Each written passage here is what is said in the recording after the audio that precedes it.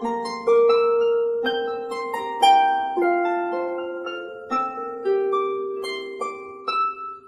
here we are. You've sanded down the frame. It's all glued together. It's ready to get its first coat of whatever you'd like to choose to put on it. Myself, I use tung oil, but there's Waco oil, and some people even like to just paint their frame.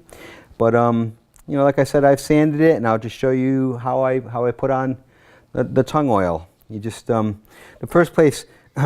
You'll see very quickly when you start to put any oil finish on this that the joints where the wood is open on the ends, it's going to soak up that oil really quickly. So even when you're applying it to the rest of it, you want to go back and just see where it's dry and or if there's ample oil there that it's gonna, because you really want to seal the wood as best you can.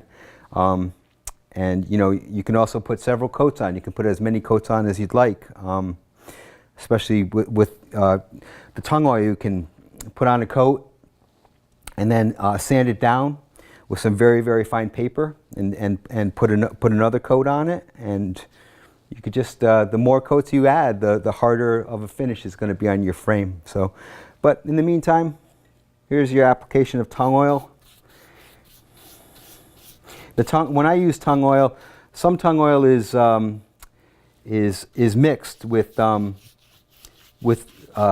thinner, and when I use my tung oil on my frames, I never thin it, and the wood seems to really like to take that in. You want to be careful when you're putting on the oil that you do not put oil on the back of this string rib. This is going to be what's getting glued to the box, so you don't want any oil on it. You want that wood to be bare, but you do want to oil it the back up to that joint of where it's going to be on the box, right up to there, but don't go past that. After you've covered the frame in your oil or whatever finish, you let it sit, you're going to come back and you're going to have some rags.